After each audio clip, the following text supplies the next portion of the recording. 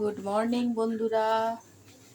আমরা বাড়িতে নারকোল অনেকটা এসে গেলে আমরা নারকোল খারাপ হয়ে যাওয়ার চান্স থাকে, শুকিয়ে যাওয়ার চান্স থাকে, খারাপ হয়ে যাওয়ার চান্স থাকে। তো আমি কি করি, এরকম নারকোল ছোটো ছোটো করে কেটে আর ঘি দিয়ে ভেজে একটা কৌটোয় করে রেখে দিই।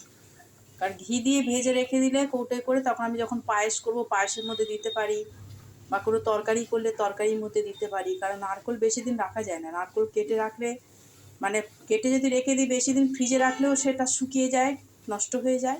একটু হালকা হালকা দিতে পারো, মানে প্রচণ্ডভাবে আর কি নারকোল যদি একদম পুরো পেকে যায় সেটাও কিন্তু নারকোলটা কিন্তু একটু অন্যরকম টাইপের একটা স্মেল এসে যায়।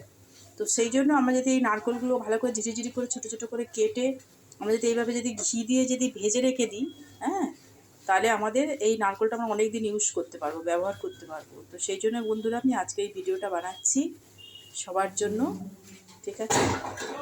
একদম লাল লাল করে ভাজতে হবে, এরকম করে আস্তে আস্তে গ্যাস একদম কমিয়ে দিয়ে শুধু এরকম করে লাল লাল করে ঘি দিয়ে বা তেল দিয়ে যে কোনো জিনিস দিয়ে ভেজে, ঘি দিয়ে ভেজে রাখলে কী হবে, আমি সব জিনিসে ইউজ করতে পারবো, তরকারিতেও দিতে পারবো, প্লাস আমি যদি কোনো পায়েস করি পায়েসের মধ্যেও আমি দিতে পারবো, কোনো ক্ষীর বানালে আর কি। তো সেই জন্য আর কি ঘি দিয়ে ভাজাটাই বেটার। আর যদি ঘি দিয়ে একদম যদি না হয়, সর্ষের তেল দিয়ে ভেজে রাখতে পারেন বা সাদা তেল দিয়ে ভেজে রাখতে পারেন। লাল লাল একদম লাল লাল হবে। এখন এটা সাদা আছে, এখনও হয়নি ভাজা, এটা ভাজা হচ্ছে।